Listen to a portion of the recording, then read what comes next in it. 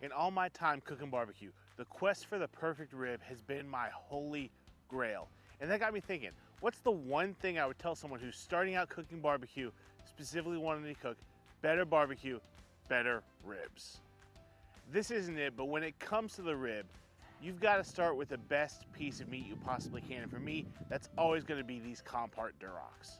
Even if you're not starting with these though, you've got to remember the ribs lie directly under the pork belly, especially if you're cooking St. Louis cut ribs or whole spares. While they're not as fatty as the pork belly, they've still got a ton of intermuscular fat and connective tissue that you can see here in these ribs in all of this white marbling.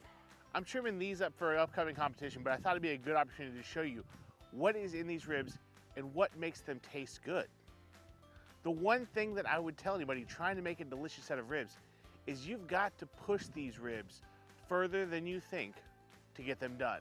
When we start out in barbecue, we're always hearing, oh, well, fall off the bone rib's an overdone rib. And that can be the case. But in the quest to find perfection, you've got to push further than you think you have to. And it's not just because we want them extra tender. These comparts are a great example of exactly why that is. An exaggeration to the rule, if you will. Because these compart duroc hogs are specifically bred and fed to build this kind of marbling and connective tissue, you've got to work harder to break it down. And in the breakdown, in the unwinding of the collagen, more flavors are released into that meat. More rendered fat lives in the meat, which makes you say more juice is in the meat. I can sort of explain to you like this. When I say duroc ribs taste different than regular ribs, they do if you cook them right. If you don't push them far enough to break down all the fat and connective tissue though, it just tastes like any other rib. The magic happens when you start breaking down that collagen to gelatin.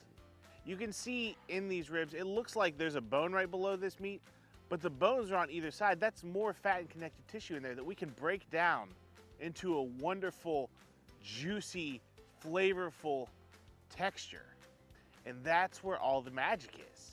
You are gonna have to ride that line of overdone and tender, but I'm absolutely here to tell you that if you ride that line and you shoot a little bit over, but unlock all that extra moisture that is in the fat.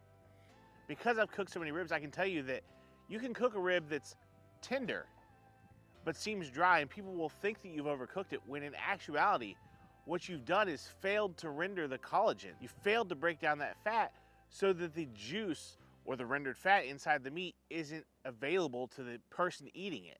It's gonna make them think it's dry, when really it's just unrecognized potential. There is a line, right? If your ribs are uber tender and dry, you probably overshot it. But if they happen to fall off the bone, but they're still extra juicy, that's not an overcooked rib. You may have erred a little bit too far to one side, but you unlocked all that hidden flavor in the process. And from that point, when you realize what that is and what that tastes like, you can start to back it back down. So my one piece of advice to anybody trying to cook a great rib and they're just starting out, don't be scared to push them further than you think they should go. So it doesn't matter if you're cooking these ribs on your Char grill or Gravity 980, like I love, or your egg corn, which I also love.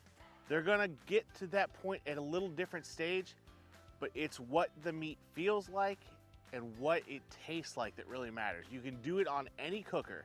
The secret to ribs is knowing the rib you're cooking and unleashing that hidden potential in that full render. This whole barbecue journey is full of trial and error, and I'm here to tell you, because I did it the other way.